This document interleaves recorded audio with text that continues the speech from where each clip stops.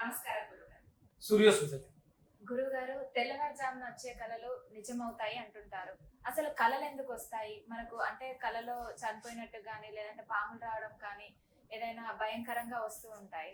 అసలు అలా ఎందుకు వస్తుంటాయి గురుగారు? అమ్మా, అంటే మనకి మన జీవితంలో ఉన్నతమైనటువంటి భావాలని కలలు కనండి, కలల్ని సాకారం చేసుకోండి అని చెప్పారు. ఎవరు చెప్పారు?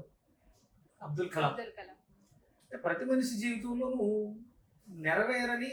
నెరవేర్చుకోలేని కఠినమైనటువంటి పరిస్థితులను ముందు కలలుగా ఊహ చేసుకుని వాటి కోసం పరితపిస్తూ చేసేటువంటి సాధనలో వాటిని సాకారం చేసుకోండి.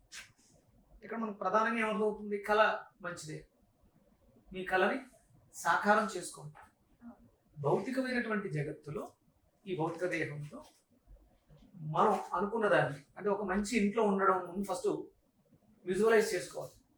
ఆ ఇల్లు ఎలా ఉండాలి అనేదాన్ని విజువలైజ్ చేసుకోవాలి. దానికి తగ్గట్టుగా అంటే సృష్టి ప్రారంభమైన తర్వాత మనిషి జీవన విధానంలో అరణ్యాలలో, గుహల్లో జీవనాన్ని సాగిస్తూ పరిణితి చెందుతూ ఒక ఉన్నతమైనటువంటి నివాసయోగ్యమైనటువంటి రక్షణ, ఆరోగ్యం, ఆహ్లాదంతో ఇలా ఉండాలి. మనకి స్టార్టింగ్స్లో పిల్గ్రిమ్స్ ఉన్నాయి, గుండ్రంగా ఉంటూ పైన హట్స్ లాగా. మార్పు వచ్చింది తర్వాత, అంటే శాస్త్రాధ్యయనం ఇవన్నీ చేసి చతురస్రంగా ఉంటే ఎలా ఉంటుంది, గుండ్రంగా ఉంటే ఎలా ఉంటుంది, ఎనర్జీస్ మీద డిపెండ్ ఇల్లుని. అంటే ముందు ఎక్కడొచ్చింది? అది ఊహలో వచ్చింది, కళలో వచ్చింది. అది ఎక్కడో చూశాడు, దాన్ని దర్శించి ఒక రూపకల్పన చేశాడు. అంటే ఇప్పుడు మనకి ఏమర్థమవుతుంది? కళ అనేది, కళ అంటే మీకు ఏమర్థమైంది? ఇప్పుడు ఇంత చెప్పిన తర్వాత కళ అనేది ఏమర్థమైంది మీకు? కళ అంటే ఏంటి? అంటే ఆల్రెడీ మనం ఊహించుకున్నదే జరుగుతుంది. అంటే భవిష్యత్ వర్తమానంలో ఉంటూ భవిష్యత్తులోకి వెళ్ళి నీ భవిష్యత్తు ప్రణాళికని ఒక రూపంగా దర్శించావు. ఇన్విజిబుల్, బయట కనపడదు, కళ్ళు మూసుకుంటేనే తెలుస్తుంది, గోచరిస్తుంది. దాన్ని సాకారం చేసుకోవడానికి ప్రయత్నం చేస్తాం. అంటే కళ అనేది మన భవిష్యత్తు. ఇప్పుడు ఇక్కడ నీకు స్వప్నంలో కళ వచ్చింది, పాము కరుస్తున్నట్టు, లేకపోతే పాము వెంటబడుతున్నట్టు. అంటే పాము అంటే నీ శరీరంలో సుషుప్తి, మనకి నాడులు ఉంటాయి, చంద్రనాడి, ఇడనాడి, పింగళనాడి, సూర్యనాడి, చంద్రనాడి. వాటిని మనం జంట నాగులతో పోలుస్తాం, ఎందుకంటే అది కుండలిని శక్తి. ఇక్కడ మనం పాము అనగానే విష జంతువు గుర్తొస్తూ ఉంటుంది. ఓకే, మంచిదే. అంటే పాముల్లో కూడా మంచి పాములు ఉంటాయి, కరిచే పాములు ఉంటాయి, కరవని పాములు ఉంటాయి, అలాగే విషం కలిగి ఉంటే విషం లేకుండా కూడా ఉంటాయి.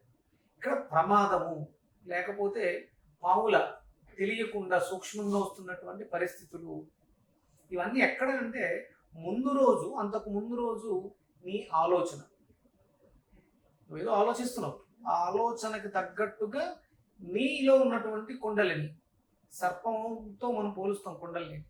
ఒక నిద్రిస్తున్నటువంటి పాము ముడుచుకొని పడుకుంది అంటారు కుండలిని శక్తి. మూలాధారం కింద ఉంటుంది. అంటే మూలాధారం చైతన్యవంతంగా ఉన్నప్పుడు వచ్చే ఆలోచన ఊర్ధ్వానికి ప్రయాణం చేసి సహస్రాన్ని చేరుతుంది. అప్పుడు వాడికి జ్ఞానోదయం అయింది.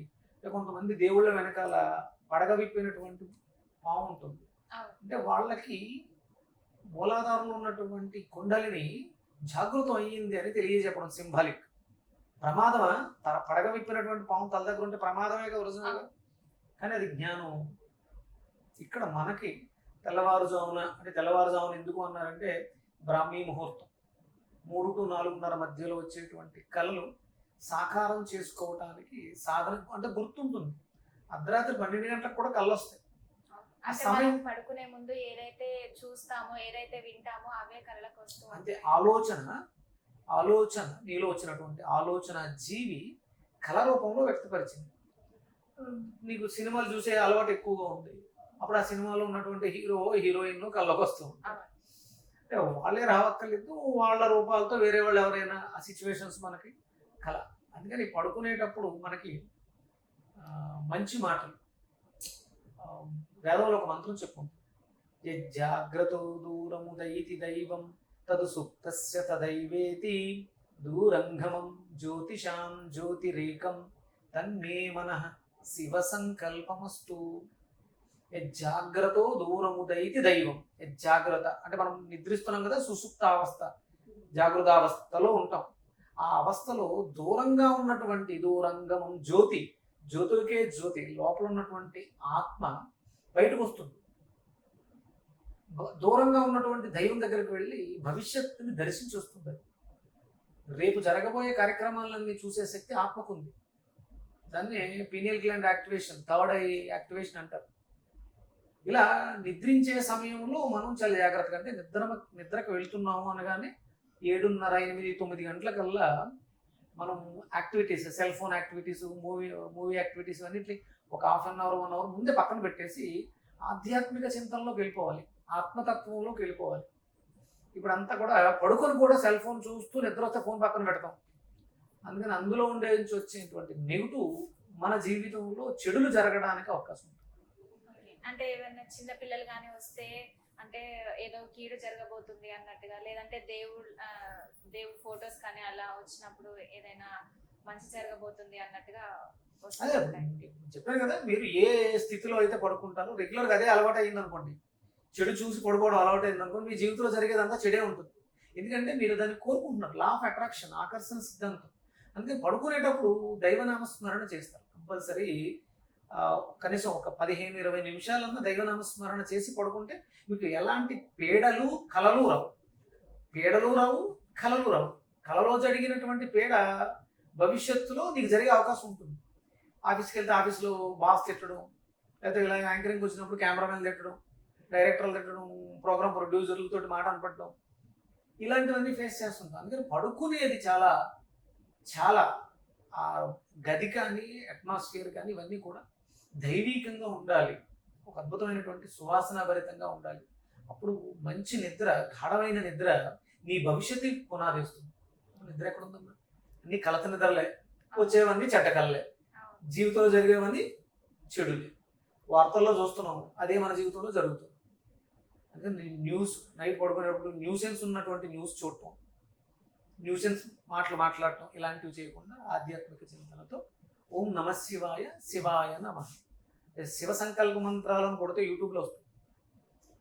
ఏనేదం భూతం భువనం భవిష్యత్ పరిగృహీతం అమృతేన సర్వం ఏన యజ్ఞస్త్రాయతే సప్తహోత తన్మే మనః శివ సంకల్పమస్తు. ఇందులో ఆ మంత్రంలో అర్థం ఏంటంటే భూత భవిష్యత్ వర్తమాన కాలాలని నేను చూడగలను. ఈ మాట రోజు అనుకుంటూ పడుకోండి. మీ భవిష్యత్తు, రేపు ఏం జరుగుతుంది, రేపు నేను ఎవరితో ఇంటర్వ్యూ చేస్తాను అనేది మీరు ముందు చూడగలుగుతాను నిద్దట్లో. ఏనేదం భూతం భువనం భవిష్యత్ పరిగృహీతం అమృతేన సర్వం ఏన యజ్ఞస్త్రాయతే సప్తహోత తన్మే మనః శివ సంకల్పమస్తు. సప్తహోతల్లో 2 హోతలు కళ్ళు, 2 హోతలు చెవులు, 2 హోతలు ముక్కురంధ్రాలు, 1 హోత నోరు. మనం మంచి వింటాం, టీవీలో మంచి ప్రోగ్రామ్స్ ఏమైనా చూస్తే మంచి వింటాం, కళ్ళు మంచిని చూస్తాయి. మన గదిలో ఉండేటువంటి సువాసన భరితమైనటువంటి సువాసనని మన ముక్కు రంధ్రాలు అగ్రహిస్తాయి. నోటితో ఓం నమ శివాయ, శివాయ నమః అని సంకల్పం. ఇది ఏం చేస్తుంది? నీ భవిష్యత్తు నీకు గోచరించేలా, నీకు అనుకూలంగా మారుస్తుంది. మనం తినే ఆహారం బాగాలేదు, చూసే సిచ్యువేషన్స్ బాగాలేదు కాబట్టి చెడు కళలు వస్తున్నాయి. అవి నిజం అవడానికి మనం దానికి శక్తినిస్తాం. గురుగారు, మీరు ఇందాక అన్నట్టు మనకంటే రేపటి గురించి ఏం జరుగుతుందో దాని గురించి మనం ఆలోచిస్తూ ఉంటాము. కానీ పుట్టిన పిల్లలకు, చిన్న పిల్లలకు అంటే రేపటి గురించి తెలియదు కదా. వాళ్ళు నిద్రలోనే నవ్వుతూ ఉంటారు, ఏడుస్తూ ఉంటారు, ఉలిక్కి పడుతూ ఉంటారు. ఎందుకనగా ఉద్దేశం భవిష్యత్తు గురించి తెలియదు కాబట్టి, వాళ్ళు అమాయకులు కాబట్టి వాళ్ళకి ఆ ఎమోషన్స్ ఎందుకు వస్తాయి? చిన్నతనంలో మనకి వేరే వ్యాపకం లేదు, ఆ వాసనలు మరింత బలంగా ఉంటాయి. అప్పుడు జరిగిపోయిన గతం అంతా కూడా ఒకసారి అలా సినిమాలో వెళ్తూ ఉంటుంది. ఎందుకంటే ఇప్పుడు ఉన్నటువంటి ఈ జన్మ గతం తాలూకు నేను చేసిన ప్రారంభ కర్మ, మంచి చెడుల యొక్క కలయికే.